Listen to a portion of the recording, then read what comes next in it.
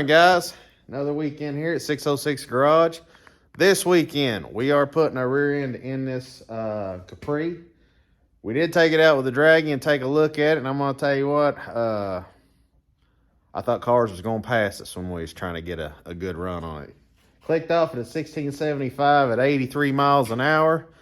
Nothing to write home about. But really, as far as this car goes, sluggish C4 automatic, 273 single track, and it really wasn't spinning much. I did rebuild a Holly 600 single line 4-barrel and put on it.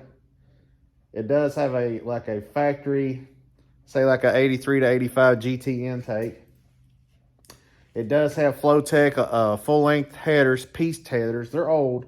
I bought those headers probably in 2001, 2002 at Advanced Auto Parts. It was like $100. Let me see. It does not have an H-pipe or an X-pipe. I can tell you that I am probably going to put an H-pipe or an X-pipe. It sounds really good without it, but it will pop and crack when you let off the gas if you're really revving it up. Driving normal, it's fine. I mean, you can even rev it up to about 3,500, 4,000 and let off of it, and it don't. But when you get up closer to 5,000 and it's under load and you let off the gas, as it comes down, it'll pop and crack. All right. We're going to go. I had bought a 7.5 posi rear end for $50. It did not have axles or backing plates, but I was able to inspect it. It does have a good posi in it. Looks good. Gears look excellent. The backlash feels almost minimal. I'm just going to take the axles and backing plates off this car right here, slide in this, and I feel like the easiest thing for me to do, I've never done this before, but since I have to this time, I'm going to jack this car up, get it up and, on the stands. I'm going to pull the axles out of it, and I'm going to, take everything loose from it, and that'll be probably a lot easier to get that out. Now, usually I would not go through that trouble. But actually, I'm going to see how I like it, because I might actually like the idea of not even disassembling these brakes and emergency brake cables, if that's possible. We will see. I am going to change oil in it today. I just bought some Rural King oil, 530. I don't know, high mileage oil. This oil change got about 40 miles on it. Smells like gas. That is why the carburetor is rebuilt now. Let me see. I did buy a new set of XL plug wires. I'm old school. So I like the yellow plug wires with the orange ends on them. I think they look cool. Old car, old school. I try to keep it period correct. So I'm going to get started on this. I'm going to get this car up on jack stands. Always use jack stands. Please always use jack stands. Guys, I can't stress safety enough. The plan is to enjoy these cars. Safety first. I wish I had a lift. But so does a lot of other people. And you know what fun would it be if I had a lift? It just makes it. If you see me do this on jack stands, crawling around my big hind end underneath this car, fixing this stuff, maybe that'll motivate you to do the same thing. Because, I don't want people like, well, if I had a lift, I'd do that. Well, I ain't got one. And I'm doing it. So, put in the effort. This your car. It's like this. You can buy a lift for $2,000 used. Now go buy a concrete pad. Concrete's almost $200 a yard now. Pay somebody to do it. I mean, $10,000 you got a lift. It's a lot of car parts. So, hell, I could do 2 Fox bodies for that. So I'm going to go on and get this party started with this car. I'm really enjoying this project. It's a lot of fun. I hope you guys start liking it too. Like I said, keep following me. I'm not going to stop till this car hits the 12s. And depending on how easy or fast that is, we might not stop till it gets to the 11s. I don't know. I showed the Dragon to one of my friends at work, and he said, honestly, for a 140 horsepower car, 16.7 is pretty good. You watch the video, this thing shifts into third gear at like 87 miles an hour. It ran a full quarter mile first and second gear. And, it took forever. But Get a 5-speed in this thing, some 430 gears, and get this motor lined out. Whew. Yeah, she might. 12s is going to be, I think, very achievable very easily. I bought a tap set. Came with 3 different types of taps, quarter 20 taps. I've seen a few videos on YouTube. Look them up. I'm clearly going to video doing this to mine as well.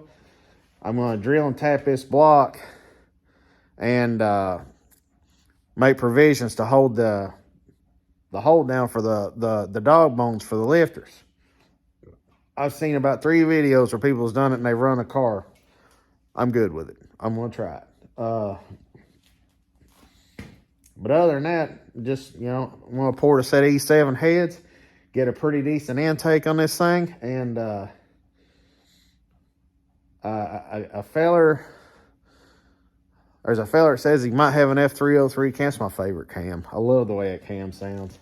Like I said, I'm old school, guys. I've heard nothing but beefs and complaints and crying from these guys that, oh, you can't run the letter cams. It's a terrible design. You know, you shouldn't have the whatever. You know, sure, buddy, sure. They ran them for years. These cars run great. I mean, just look at the old factory stock classes. These things were running super fast. The letter cams worked exceptionally well. I mean, we had friends with just superchargers and cams, and, you know, just like an old set of Holly heads. They run the 10s. And when I say superchargers, I'm not talking, you know, 20-pound boost, OV2000s, or, you know, whatever. I don't know what kind of boost they put out. You know, they were just, you know, don't take a lot of horsepower to push a go-kart down the track. These cars don't weigh that much. So anyway, I'm going to get back on this. I'm going to get this thing rolling. And I hope if it doesn't rain tomorrow, 15s.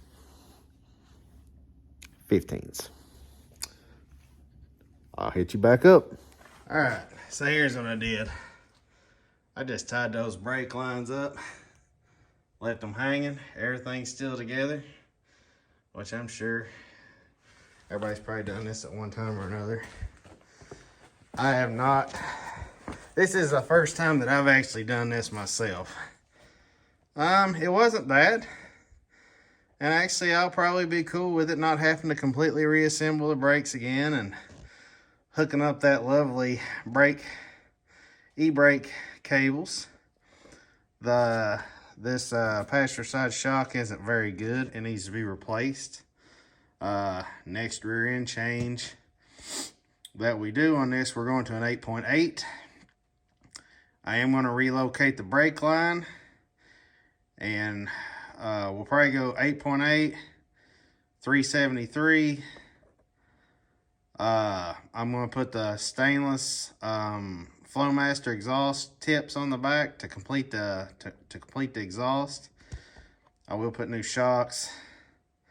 You know, obviously we have to relocate the brake lines and stuff, and I have to buy a few more pieces, and I'll probably do that over the course of the next couple weeks. I'm going to go ahead and go get I've got an 8.8 with a 373 gear in it up in the other building.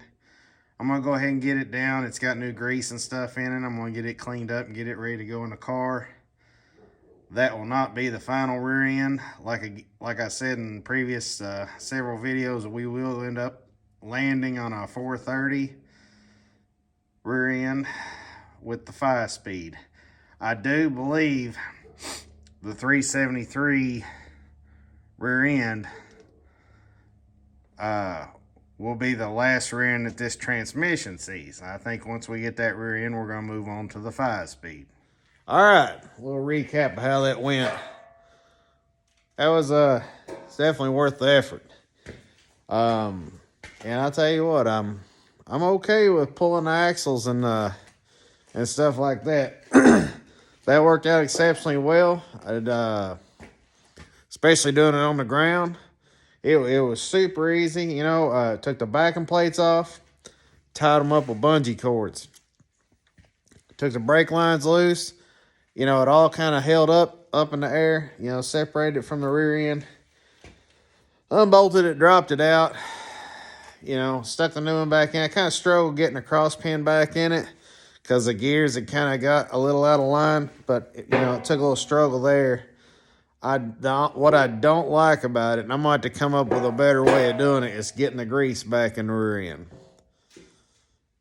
I wasn't a fan of that. So I'll probably make something to make that a lot easier.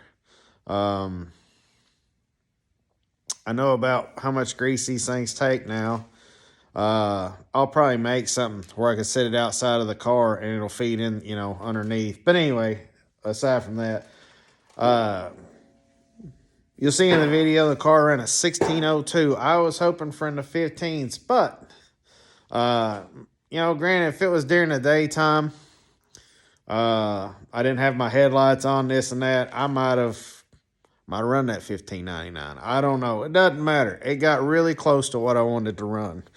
And I mean, to knock 3/4 of a second off in a quarter mile going from a 273 to a 327, I'm happy with that. That was worth a few hours it took me to change that rear end. And I tell you what, the car is it's a lot more funner to drive. It's a lot funner to drive.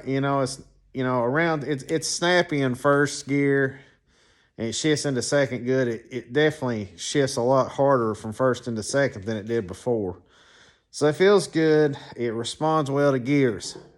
Anything's going to, it's got, 150 horsepower. All right, guys. Well, that's a wrap on the rear end video. Hope you liked it. Like and subscribe. Please comment. And like I said, any suggestions, leave me a comment. If you like it, give me a thumbs up. If you don't like it, comment thumbs down. It does, that's cool. That's cool. Because I'll reply. I'll ask you, what should I do? What should I do to make this better for you? Maybe you just don't like Fords. I don't know. Guys, thanks for watching. Ladies, appreciate you stopping by if you're watching. You guys have a great weekend, and I look forward to seeing you next weekend. Peace.